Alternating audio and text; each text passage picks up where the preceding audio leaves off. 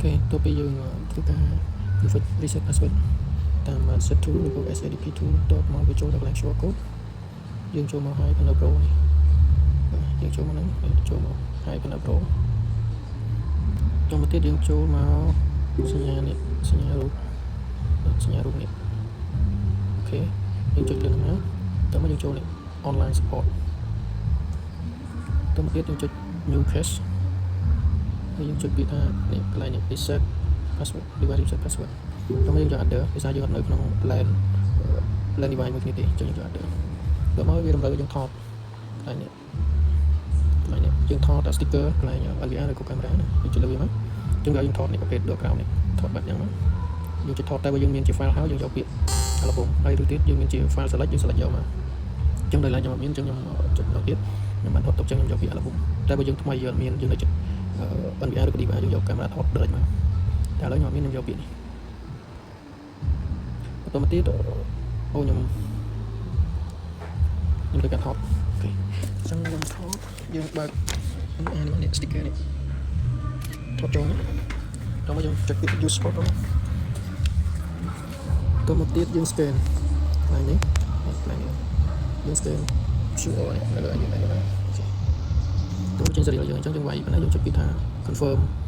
ទៅពេលនោះវានឹងមាន message មួយប្រាប់មកយើងនេះតែខ្ញុំគាត់ឧទាហរណ៍បានធ្វើហើយចេញមកធ្វើទៀតទេវាមាន message មួយវាធ្លាក់មកនេះអញ្ចឹងនៅក្នុងនោះវាមានលេខកូដយើង copy អាកូដនេះយកមកដាក់នៅលើ MT SADP tool កន្លែងយើង copy ចឹងទៅចូលទៅហើយកន្លែង new password ហើយ confirm password ហ្នឹងយើងវាយតាម password ដែលយើងចង់វាយមកត្រង់ចំណុចនេះយើងចុច forget password ហ្នឹងចាំចុច scan យកអាទូរស័ព្ទយើង scan កន្លែង QR នេះ scan កន្លែង QR ទៅវានោះនៅលើ iPhone Pro វានឹងចេញយើងចុច accept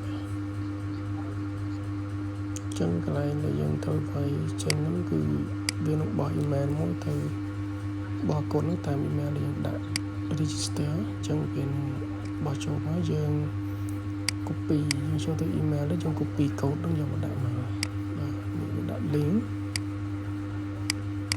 ចឹងយើងលុបចូលហើយយើងនឹងឃើញមានកូដដែលវាបោះឲ្យមកយើង copy កូដហ្នឹងទៅយកទៅដាក់នៅកន្លែងនេះហើយតមក password ដែលយើងចង់បានយើងដាក់ទៅបាទយើងចង់បាន password ប៉ុន្មានយើងដាក់ដាក់ចូលមកទៅមកចុច OK ទៅពេលនោះយើង reset បានហើយ